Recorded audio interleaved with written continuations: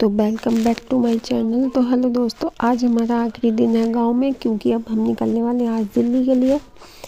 तो आज ना बड़ा अजीब सा लग रहा था, अच्छा नहीं लग रहा था बिल्कुल भी। और ये लड्डू है और ये सुबह सुबह मैं ऐसे ही ओढ़ के बैठी हूँ। ये चूड़ियाँ जो मैंने इतनी सारी भर भर के हाथ पहन रखी थी, ये दी है भाभी ने। मतलब करवा चौथ पे मंस के जो सामान रखा जाता है वो रखा था।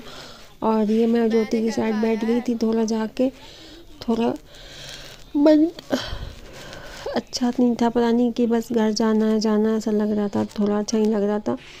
तो फिर बस तैयारी में लगे होते। मम्मी कह रही थी ये सामान रख लो, वो सामान रख लो। और ये भाभी ने जो भी सामान रखा हुआ था वो दिया था। हम दोनों बहनों को पैसे वगैरह दिए थे, और मतलब हम आ नहीं पाते ना, तो इसलिए तो अब मैंने कपड़े बदल लिए। गरम सूट जो था ये पहन लिया है।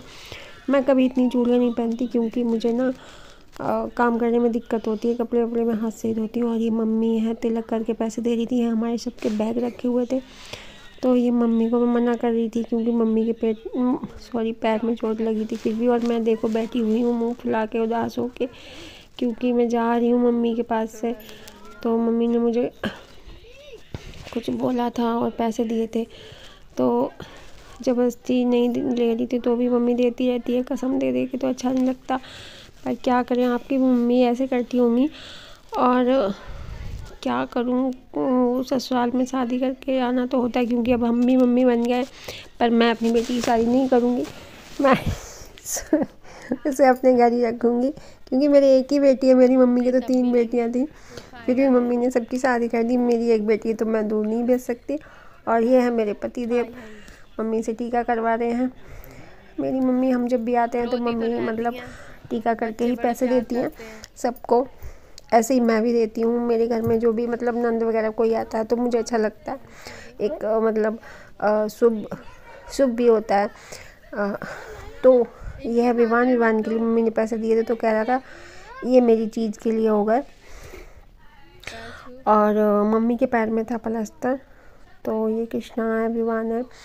मैंने बच्चों के लिए ऐसे ही कपड़े बना लिए थे, क्योंकि रास्ते में ज़्यादा गंदे वगैरह हो जाते हैं। तो और 3 व्हीलर में बैठ के ही तो आना था। दीदी भी साथ थी, लड्डू भी साथ था। तो कुचल मुचल करके पता नहीं हम कैसे आए थे। और क्या करें कैसे, मतलब मैं 4-5 साल बाद अब की दौड़ करने गाँव गई हुई थी। सोचती तो हमेशा हूँ कि हर साल चली जाऊँ, पर मैं भीड़ की वजह से मुझे बहुत घबराहट होती है। उल्टियाँ होती हैं मुझे बस में, इसलिए हम बस से नहीं जाते। पहले पिताजी की थे तो उनके पास गाड़ी थी, तो हम गाड़ी से भी जाते, तब भी मुझे उल्टियाँ आती थी। और ये हमारे चलने की बारी आ गई है। तो दीदी भी रो रही है, मम्मी को हल्का सा खड़ा होना आता था, मम्मी बहुत रो रही हैं।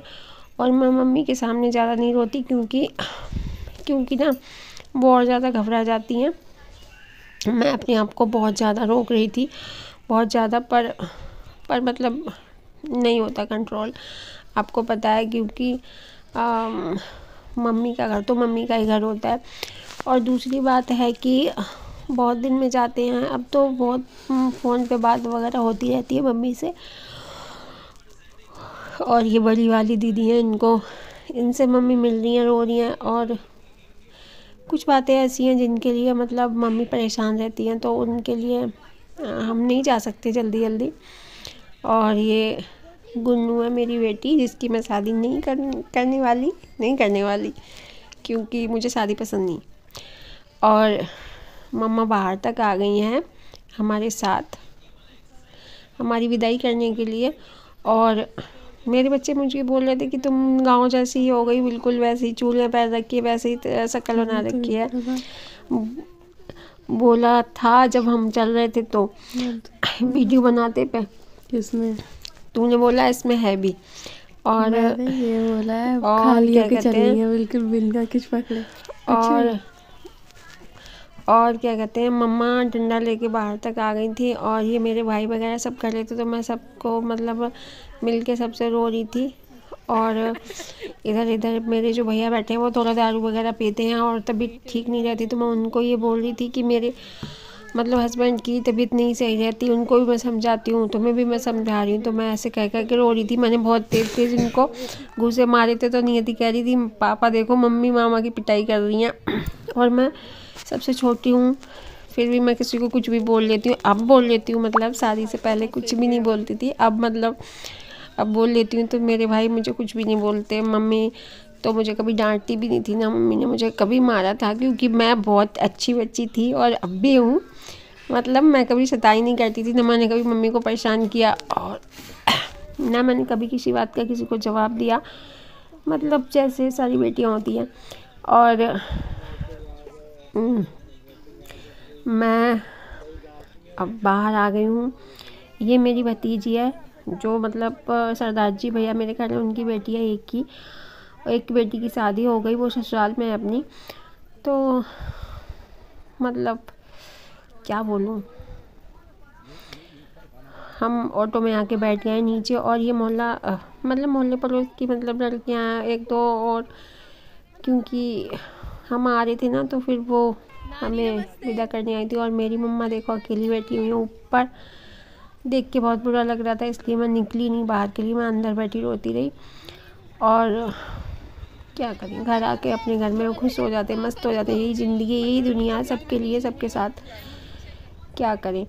और ये भाभी है मेरी बीच वाली। बस इतना दूर रह गया हमारा घर, इतना दूर रह गया कि हम दिल्ली आ जाते हैं। दिल्ली में आके बस सब भूल जाते हैं क्या है, कैसे है, क्या दुनिया है। बस मम्मी से बात करनी होती है, जब कर लेते हैं तो क्या बताएं हम आपको। मतलब आप सबके साथ भी ऐसा ही होता होगा। ये है हमारा सारा गांव, जहां हम खेल के बड़े हुए, जहां हम छोटे छोटे से हर गली में मतलब खेलते रहते थे, जानते थे। इससे मतलब मेरे साथ के बच्चे थे सारे थे। और ये है हमारा स्कूल जिसमें हम पढ़े हुए हैं, पढ़ते थे जो छोटे पे। तो 5वीं क्लास तक तो मैं इसी में पढ़ी हूँ। 5वीं के बाद फिर मैं दूसरे स्कूल में, मतलब दूर है वो गांव से थोड़ा, उसमें चली गई थी। तो अब ये बहुत बड़ा बन गया है। पहले सिर्फ मतलब 5वीं क्लास तक एक ही स्कूल था, अब ये यहाँ पे 8th क्लास तक हो गया है। और ये हमारे गांव के मतलब बाहर का, यहाँ पे बाज़ार वगैरह लगती है। ये रोड है। ये हमारे भैया जो हैं वो हमें छोड़ने जा रहे थे, आगे आगे चल रहे थे। हाँ, ये है तालाब और हमारे गांव का। तो पहले ये पक्का नहीं था, वो मतलब चारों तरफ से सरकार ने पक्का बना दिया है ऐसे। इसमें मतलब पूरा जीने जीने जीने जीने जैसे बना दिए हैं। इसमें मच्छी ये सारी पूरा हमारा गांव। तो ये मेरे भैया जा रहे हैं अब।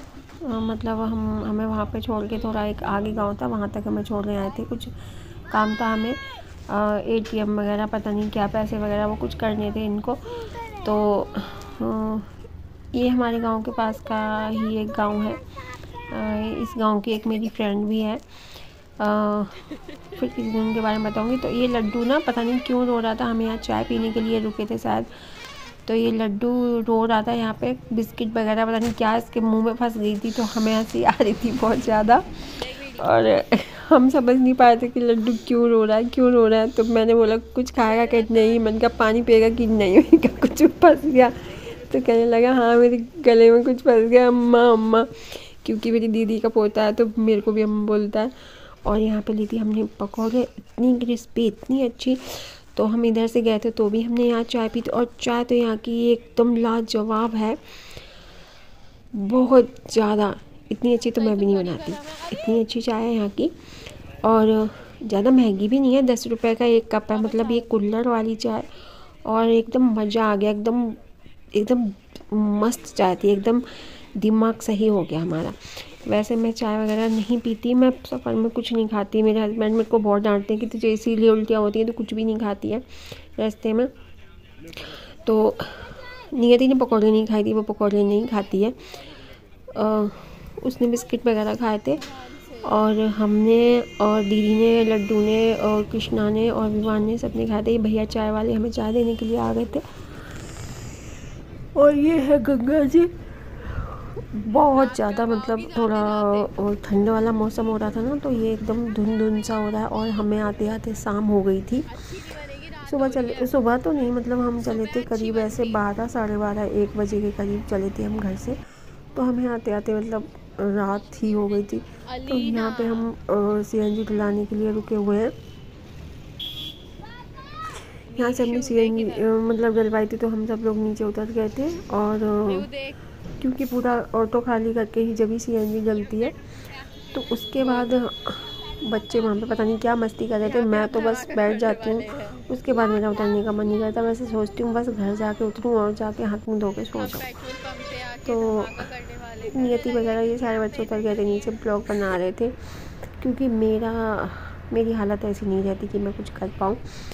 देखो इतनी रात हो गई थी और एकदम सुनसान रोड था।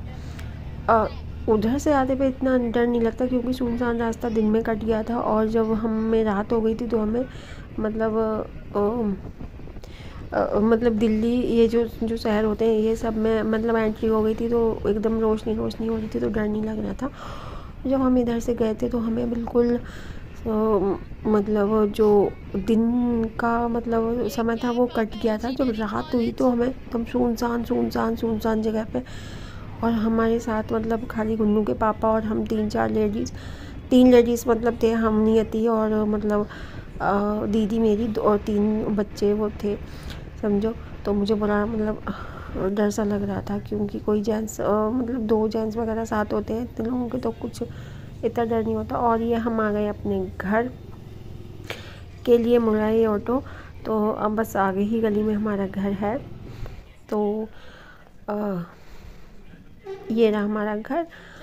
तो नीचे ऑटो में इतना सामान भरा हुआ था कि बेपनाह सामान भरा हुआ था, क्योंकि दीदी का भी सामान था, आटा चावल दाल वगैरह मम्मी ने जो भी दिया था सारा सामान था। एकदम डरावना हो रहा था हमारा ऑटो।